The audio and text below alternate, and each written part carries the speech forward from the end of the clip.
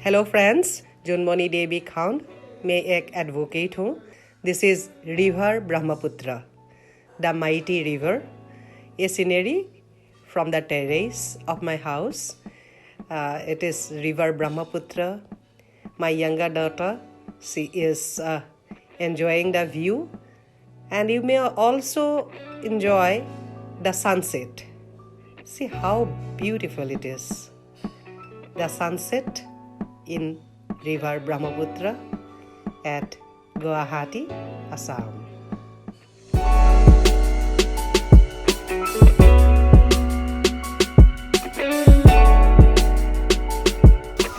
पाजी, मुझे भी व्लॉगिंग का शौक़ है, लेकिन मेरे पास कैमरा नहीं है।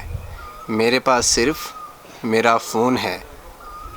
कुछ सजेस्ट कीजिए, मैं भी अपना यूट्यूब चैनल स्टार्ट करना चाहता हूँ।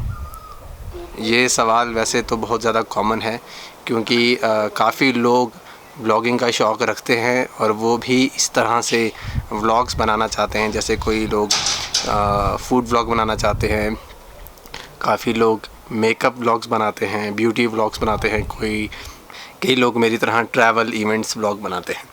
तो ये क्वेश्चन काफ़ी लोगों के जहन में रहता है कि उनके पास कैमरास नहीं हैं, इक्विपमेंट्स नहीं हैं, लेकिन वो व्लॉगिंग करना चाहते हैं। तो ऐसे में क्या करें? तो पहले तो दोस्त, अगर आप व्लॉगिंग का शौक़ रखते हैं तो ज़रूरी नहीं कि आपके पास लाखों रुपए के कैमरास और इक्विपमेंट्स हों। अगर आपके पास इस तरह का कोई स्मार्टफ़ोन है जिसमें एक बढ़िया सा कैमरा हो, अच्छी क्वालिटी का हो, तो उससे भी आप व्लॉगिंग कर सकते हैं। कोई रॉकेट साइंस नहीं लगती व्लॉगिंग करने में।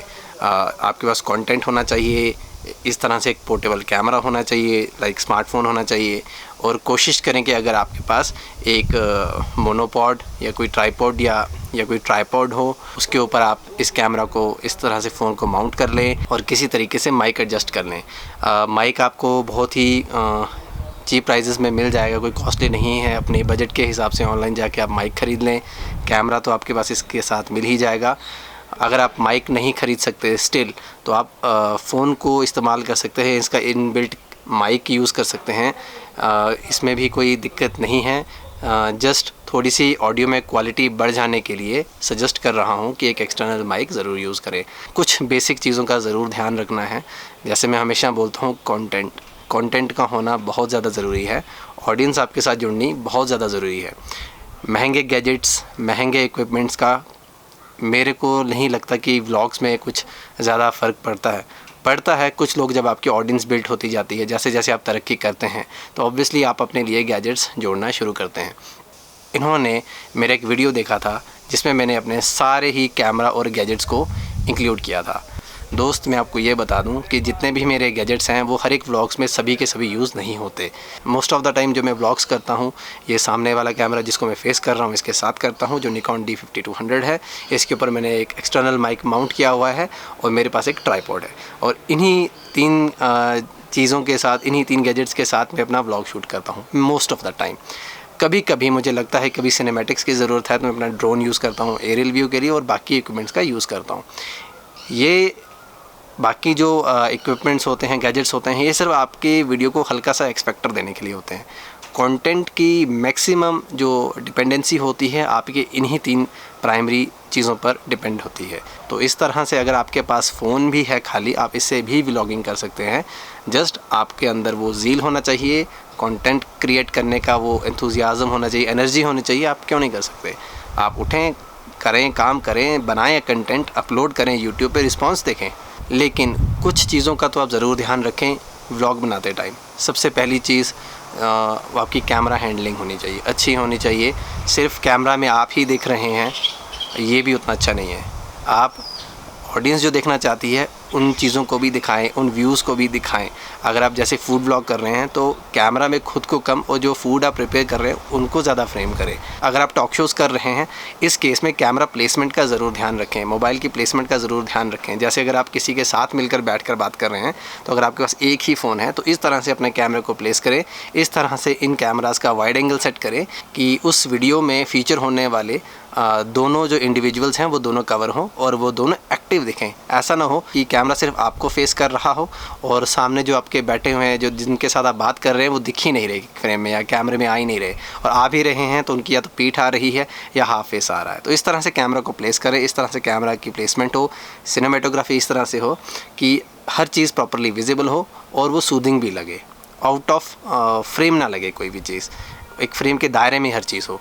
तो इन तरह से कैमरा की प्लेसमेंट का होना बहुत ज़्यादा ज़रूरी है। दूसरी चीज़ साउंड का, आवाज़ का ज़रूर ध्यान रखें, क्योंकि आपकी वीडियो के ऊपर रिटेंशन तभी बनती है जब आप प्रॉपरली ऑडिबल होते हैं अपने ऑडियंस के लिए। और इन तरह के व्लॉग्स क्रिएशन में कोई हैवी ड्यूटी एडिटिंग या ग्राफिक्स की ज़रूरत नहीं होती है, क्योंकि अगर आपका कंटेंट ही इतना अच्छा है तो आई डोंट थिंक सो कि ऑडियंस आपकी एडिटिंग देखेगी, आपके सिनेमैटिक्स देखना पसंद करेगी।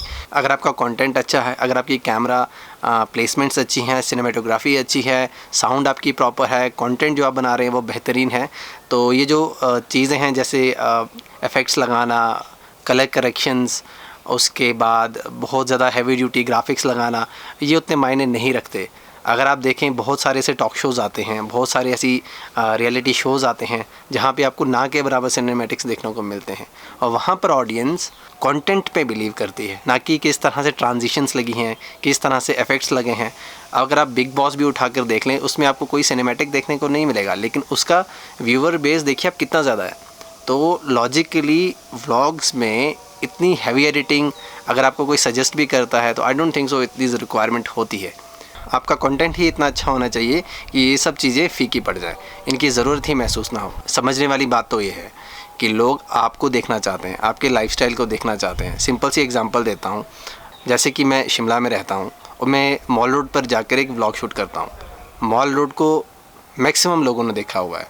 अगर मैं ये दिखाऊं कि cinematic view of mall road और मॉल रोड पे कैसे जाएं, मॉल रोड में क्या क्या होता है, तो आई डोंट थिंक सो लोगों को इंटरेस्ट होगा, क्योंकि लोगों को पता है मॉल रोड पे क्या होता है, मॉल रोड पे कौन सी शॉप्स हैं, लोगों को ये भी याद है, क्योंकि मैक्सिमम ट्रैवलर्स जो शिमला घूमने आते हैं वो मॉल रोड जा चुके होते हैं, या जिन्होंने आने का प्लान किया होता है उनको पता होता है मॉल रोड में क्या क्या है।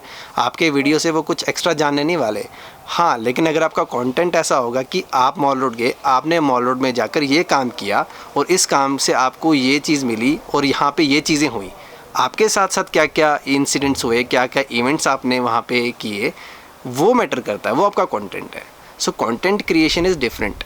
लोग आपको कैमरा पे देखना पसंद करेंगे। आप इस चीज़ का ध्यान रखें कि आप अपने कंटेंट को लेकर बहुत ही सिलेक्टिव रहें, ऑडियंस को समझें, ऑडियंस क्या देखना चाहती है। और ये जो मुझे लगता है कहीं ना कहीं एक्सक्यूज़ भी बनता है कि मेरे पास इक्विपमेंट्स नहीं है और मैं व्लॉग्स नहीं बना सकता। अगर आप व्लॉग्स बनाना चाहते हैं कभी भी बना लीजिए, कोई रॉकेट साइंस नहीं है इसमें, कोई भी बना सकता है। तो फिर आज का सवाल हमने इंस्टाग्राम से लिया।